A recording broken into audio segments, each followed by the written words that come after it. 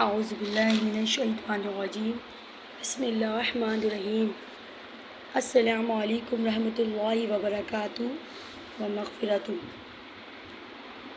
میرے پیارے پیارے بھائیوں اور بہنوں، آپ سے میری ایک التجا ہے کہ برائے مہربانی آپ میرے چینل کو سبسکرائب کریں اور سبسکرائب کرنے کے بعد بیل آئیکن پریس کرنا نہ بھولیں تاکہ میری ہر آنے والی ویڈیو کا نوٹیفیکیشن آپ تک بر وقت تک پہنچ سکے۔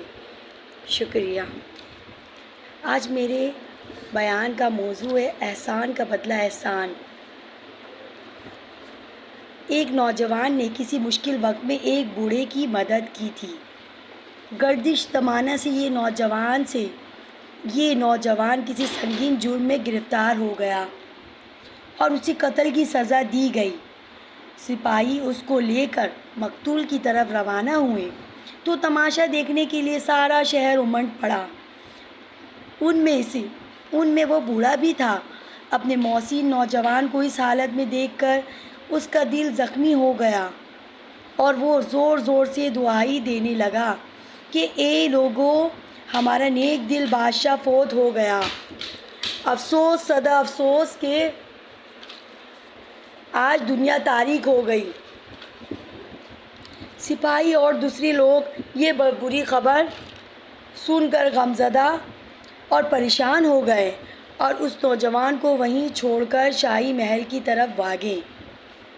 بوڑھے نے فوراً نوجوان کی زنجیریں کھول کر اسے بھگا دیا اور خود اس کی جگہ بیٹھ گیا۔ سپاہی محل میں پہنچے تو بادشاہ سلامت کو زندہ سلامت موجود پایا۔ کھسیاتے ہوئے واپس آئے۔ نوجوان کی جگہ بوڑھے کو وہاں بیٹھا دیکھا، اسے گرفتار کر کے بادشاہ کے سامنے لے گئے اور سارا قصہ بیان فرمایا۔ بادشاہ نے غضبناک ہو کر پوچھا کہ اے بڈھے، تو نے میرے مرنے کی خبر کیوں اڑائی؟ آخر میں نے تیرا کیا بگاڑا تھا؟ بوڑھے نے ہاتھ باندھ کر عرض کی، جہاں پناہ، میری جھوٹ بولنے پر آپ پر کوئی آنچ نہیں آئی، لیکن میرے محسن نوجوان کی جان بچ گئی۔ فلاں وقت اس نے میری دستگیری کی تھی۔